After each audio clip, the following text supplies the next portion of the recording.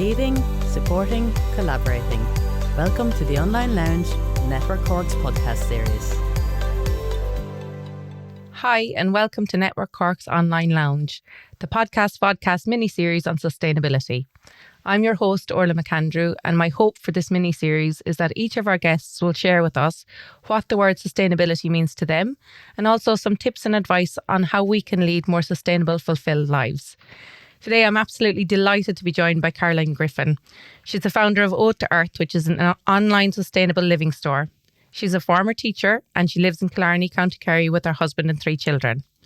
Caroline's mission is to empower people to make simple swaps for a better future. And I love that. So Caroline, you're very, very welcome. Thank you, Orla. I'd like to start by asking you, what does the word sustainability mean to you? I suppose sustainability to me means to protect the environment, to pass on a better world for future generations while meeting our own needs at the same time.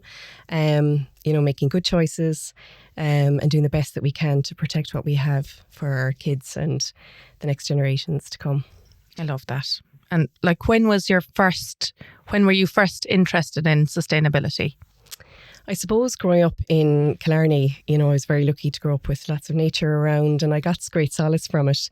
I remember creating little worlds in the forest. My mother's from Sligo, so I'd go up there and just sitting for hours making rushes, plats from rushes and things, and just really, I suppose, feeling a connection to it.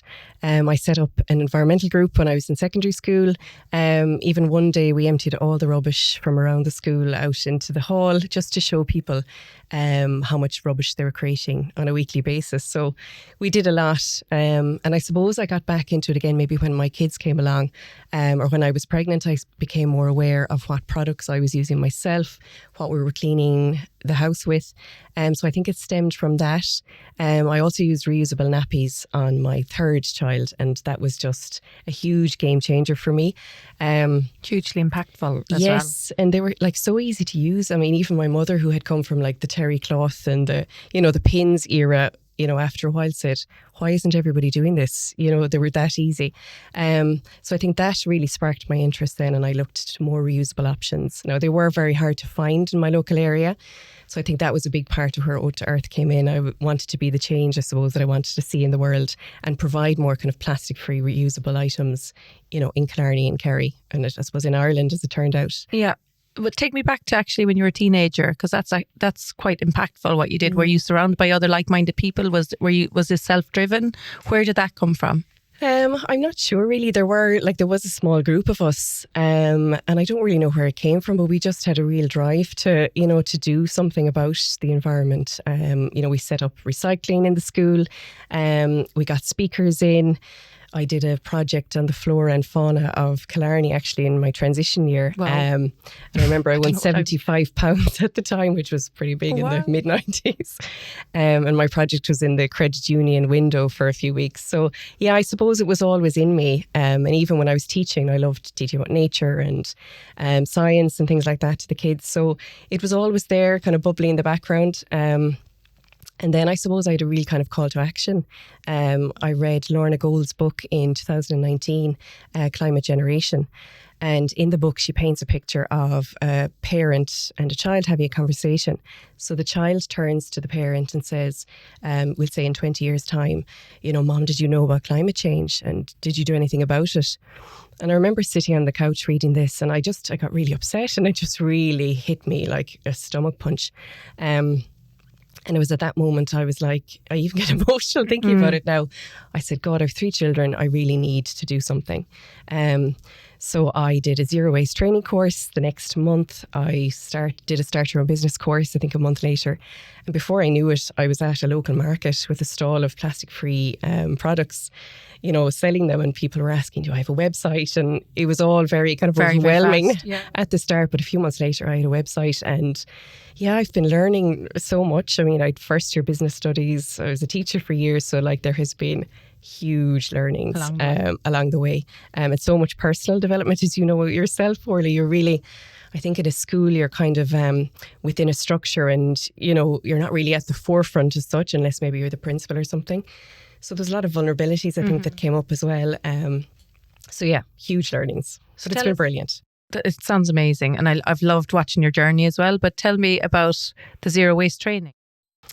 So that was run by Rachel Dempsey. She actually has her own company now called Full Circle Change. So I went up to Kildare, I went up to Newbridge for to do that, up in the train and down, and it was brilliant. It was we used to get into small little groups, and we had to imagine different scenarios. I mean, there was even some of it was quite daunting because we had to imagine. Let's say the borders closed in the morning, what kind of foods would we not have access to? What kind of materials? So there was a huge amount of, self-discovery and things in it. So it was really good. And I suppose zero waste as a term, I think even since it's quite overwhelming, and it's not something that I use that much. I think low waste is better in terms of it's more realistic. I think definitely like zero waste food is definitely something that you can do because every part can be used. But I think as a whole with say living at home, it just puts people off. I mean, I did read Bea Johnson's book where she fitted all her rubbish into like one tiny jar in the year, but like that would put huge pressure on anybody. And I think you just have to cut down as much as you can and not have any kind of zero waste goal in mind. I absolutely agree with that. I've read that book as well, and it's truly inspirational. But I think overall, in terms of sustainability, there is an overwhelm there. And that's something that this podcast is aiming, I suppose, to help listeners with, is to tackle it one step at a time in whichever way feels right to them. So of course, it's very overwhelming. It's not something that each of us as individuals can tackle, but we can all do one little thing. So it's amazing, the catalyst that you had sitting in that moment, and you realised you had to do something. And fast forward to a year after that, and you're already online with your own shop. Are you still teaching at this stage, or? No, I wasn't teaching at that stage, but still very much kind of identified as a teacher. And lots of people said, are you doing all of this in your teaching? And I was like, no.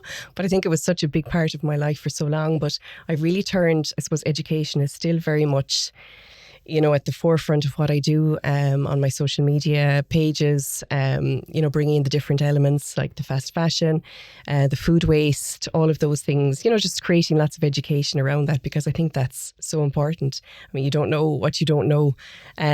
So I suppose I still technically am teaching, to some degree. You absolutely are. And particularly, actually, what I found most interesting about your page is your work around period health and period, what's the word you would use about? Period literacy, maybe. Literacy, exactly. And I'd love for you to talk a little bit about that. Where did that interest come from, and what are you doing online to help spread awareness? So I think out of all the products that I sold at the markets and the pop-up shops to start with, having the reusable pads, the menstrual cups they were great conversation starters, and people would walk by and they'd ask questions, and some people would know what they were, and there was mothers and daughters there, and even like groups of girls on hens that might never have had a conversation before about periods. And I just got so passionate about the area. And I have three children, 2 daughters myself. And I just wanted a different narrative for them. I mean, I grew up, it was very hush-hush, pads were written onto the end of the shopping list. It was never really spoken about. And I wanted something different for my family. And particularly, 14-year-old me is, driving me on. I mean, I went and I did a menstruality leadership program last year with Red School. They're based in the UK. And I just think back to 14-year-old me, crying in my room, maybe 1 or 2 nights every month, thinking the world was going to end, just really anxious, really upset. And fast forward, I now realise that was probably a day or 2 before my period. But I had absolutely no idea that the different phases of my cycle would influence my mood, my energy. And I suppose I just feel really cross that I didn't know that kind of information.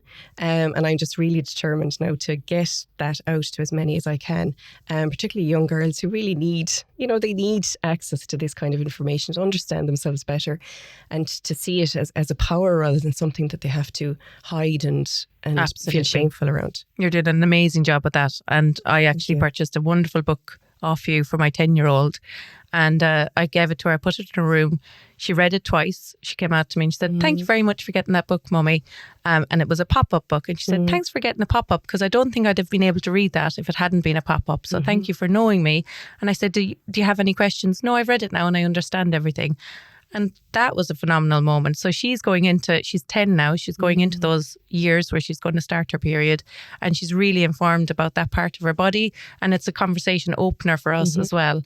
So thank you for that on a personal level. Thank you, Orla. Appreciate that. I'm delighted to hear. It's great. Tell us more about your online shop and actually what you stock and how it works even. Where does the stock kind of come from? Where do you hold it? How do you get it out to people? I'm really interested to hear about that. Okay, so I was actually working from the spare room of our home for about 3 years. So I was packing everything, shipping it all out. So the big supplier boxes would come in. My poor son, the hall was just filled, and now he's so thrilled because we started working with a distribution centre about 6 months ago. So now we have our home back. He can play soccer endlessly in the hall. So we have lots of plastic-free products, everything from bamboo toothbrushes to the menstrual products I was talking about. To cleaning products. So there's a wide range of products now. We're all guinea pigs at home. So there's a lot of testing, there's a lot of trying things out, because I suppose, they are a little bit more expensive, the products. So I want to try them just to make sure the customer knows what they're getting is good and it will work. And I'm always looking out for lots of different products. I have lots of Irish products. I'm a huge supporter of Irish brands. And I mean, that's a huge thing that people can do to be sustainable, is to shop local, to support their local growers, farmers, online, local shops. The money stays in the economy. There's less air miles, that if anybody wants to become more sustainable, that is a huge part of it, is shopping local and supporting that way. And I suppose you've kind of answered this question, but I'm going to pose it to you anyway in case it sparks another thought. But how does purchasing reusable goods actually benefit the environment? So it benefits the environment hugely. It really cuts down on single-use plastic. So that is the huge thing that I'm trying to cut down on in my own life and by having Ode to Earth. But it's also using them. I read something recently that 70% of people have a reusable coffee cup, but only 15% of them use it regularly. Yeah. So it's just creating the habit. It's just having your phone, your keys, your cup, your water bottle, whatever it is, creating the habit before you leave the house, just to check that you have everything you need. Plastic, I think for years we were told that you can recycle plastic, and then everybody felt okay about it. But now we're realising that, the tap is running, the water's overflowing, and it's still being produced, and only 9% gets recycled. And it can only be recycled once, and it's usually downcycled. So let's say if it's a plastic bottle, it won't become another plastic bottle. It'll just be made into something inferior quality, like a plastic bag or something like that. So really, it just has a huge impact. And I suppose even money-wise as well, in the long term, they might be more expensive at the start, but you're not paying every week for something. You're not paying more for your waste, in your bins. So it's the single-use plastic. I mean, look, since the 50s, plastic has been good in some cases, and we do need it. It's durable and all of that. But it's just having a bottle of water and it, throw it away in 2 minutes or 5 minutes, whatever it is, and it been around for centuries. That's where the problem lies. And I think for certainly for me, and I'm going to ask if it's the same for you, but when you start looking at the word sustainability in one area of your life, it kind of opens up a whole chasm, and you start seeing different areas in your life where you can apply that thinking. And for me, obviously, my interest is food. I'm a wedding and event caterer, so I channel that into creating zero waste weddings and events. For you as a mum at home, what's the most impactful difference that you made, would you say, in terms of even product use? I think just even the first thing that we did, I think it's just changing your whole mindset. We put kitchen towel on the shopping list every week because we had a kitchen towel holder on the counter. So every week we'd get, and put it on. Yep. And then I just put it in under the sink, and then we just stopped buying kitchen roll. Cling film we cut out. I think it's just rethinking everything that you buy. That is the huge thing, is your mindset. You really have to change that, and you have to keep coming back to, I suppose, your why. Why are you doing this? And then I think your eyes just open up, and you see, even I was talking to a friend, and she said now that she goes into the shop and she's seeing plastic everywhere. Whereas I think if you're not tuned into that, you don't see as much of it. That's 100% right. Excuse me. So I think once you make one small change, and that becomes part of your life at home. Then you look at another area where maybe there might be a lot of plastic being used, and then you change that. And over time, like suddenly you've got loads of things that are that have changed. So it's bit by bit. I mean, I'd say to anybody, just like make a little small change. We don't need everybody to be doing everything perfectly. I mean, if there are millions of people making small changes, that really adds up and it's going to have huge impact. All of this is so very interesting, Caroline, and I'd love for you to share some of your top tips and advice about what else we can do to lead a more sustainable life. So there's so much that you can do. And to get yourself sort of educated, I suppose you could, watch a TED Talk, read a book, watch a documentary. I have lots of different options on my social media pages. Just to get really fired up. I think we'll say in the case of fast fashion, I had my head in the sand for a long time and I knew the true cost. That documentary was out there, and I just didn't watch it for a long time because I don't think we want to feel that we're part of the problem. But when I saw the conditions that the people were working in the factories and how they're treated and the long hours that they do, like I keep coming back to that then. And to ask yourself the question, I suppose, when you're buying something, do I need this? Where was it made? Who made it? And maybe it's worth like spending a little bit extra with a company that does have good working conditions, that treats their staff well. Because I suppose there is a cost to everything. So it might be cheap for us to buy it, but somebody somewhere is paying that cost. Absolutely. So I think to have that in the back of your mind, you could try cutting down, have some meatless Mondays, support your local grower is a big one that I keep talking about, and I've been getting a weekly veg box for about 10 years now. And I mean, the quality, and you know this, or like the quality and just, eating seasonally, everything tastes so much better. Who do you get your veg box from, actually? So the little Black Hill Farm. Do you know Mary Walsh? She's in Killarney, and when we lived in Cork, actually, it was Richard's Farm and Organic Republic. Fabulous. Yeah. And there's Green Earth Organics as well, and they go all over Ireland. They're fabulous. Yes, so if you don't have one local, lots of those. Yeah, wonderful idea. I think that's a brilliant way to go. Even things like doing a litter pick, in your local area. We do that. Brilliant. Even not running your car. If you pull up, I see a lot of people at school gates and the cars are running and the kids are breathing in that air. So even just small things like that, turning off your car when you're static, green up your inbox. I don't think a lot of people realise the impact of like all of those emails that are sitting there. There's data centres that are holding all that information and there's energy being used to keep all that there. Right. So, go in, have your cup of tea or waiting for something to start on the telly and just delete. I had built up a lot of emails. And I think there's a stat, I think global email usage, I think it emits the same CO2 as having 7 million extra cars on the road. Oh my God. So it is something that we don't really think about. So we just delete anything that we don't need. Just delete anything you don't need, even if you have a second email address. You don't use it, get rid of that. I have no idea. Unsubscribe from newsletters that you don't use, not out to earth, obviously.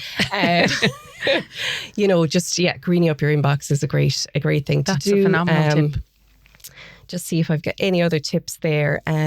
Sign petitions. I share lots of petitions on my social media stories. Email your TDs. Express your dismay, your disappointment in certain things. Like, they really need to hear from us.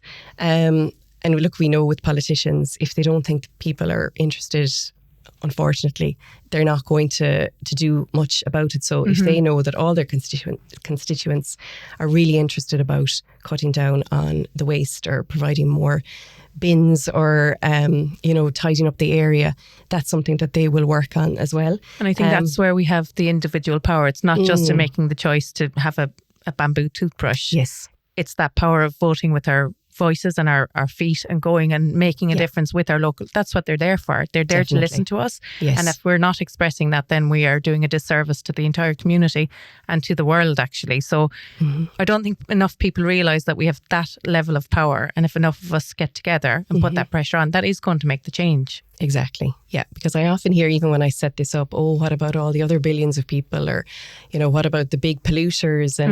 And I know it's easy to just, throw your hands up in the air and say, look, what can little old me do? But like that, if you make some individual changes yourself, I think other people see it. Like, I remember bringing in an old Quality Street box into Lidl, to get my, can I mention Lidl? Why not? to get my, croissants or whatever they were. And, even into, I used to take cases into the butchers, lunchboxes into the butchers. Instead of plastic, so you're giving them something. So you're giving them, they're putting the food into it and you're taking that away, because very often you do that straight away when you come home from the butchers or the fishmongers or whatever it is anyway, and it goes straight into the bin. So why not take something from your own cupboard and be proactive, that you have? And I think other people see that and maybe they hadn't thought to do the same, and it's just, I think that's a lot of it. I think it definitely just sends out it's sending out little ripples, isn't it? You don't want to be all preachy and I'm so great, this is what I do, because not everybody, that doesn't change anything. And definitely your page and everything about your website has nothing to do with that, and it's a wonderful place for inspiration. I love following you and your journey.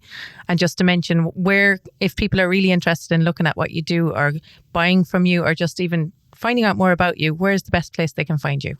So my website is otoearth.ie. I'm also otoearth.ie on Instagram and Facebook. And I do pop-up shops and events. I've given talks to local groups and things like that. So yeah, just, reach out, email, send a message on Instagram. You can find me that way. But thanks so much for saying that, because that's something that I feel really passionate about. I don't want to come across as judgmental. It's like we're all on this journey together. And I'm learning so much, along the way. And if I can pass things on, and I'm learning from other people as well, I think that's the spirit of the community, I think, because we're all working towards a common goal. Earth is our home. We all have a desire to protect it. So I think we all just need to come together and not point fingers and what are you doing and what are you not doing, and look at me, I'm so great. That doesn't achieve anything. So that's lovely to hear. Thank you. Thank you so much for joining us today on the Online Lounge. I'd like to thank also Coco and Elisa here in M5 Sound Studio. And thank you to Network Cork for facilitating this mini-series. If you've enjoyed watching and listening, please give us a like and a follow. And we look forward to engaging with you again.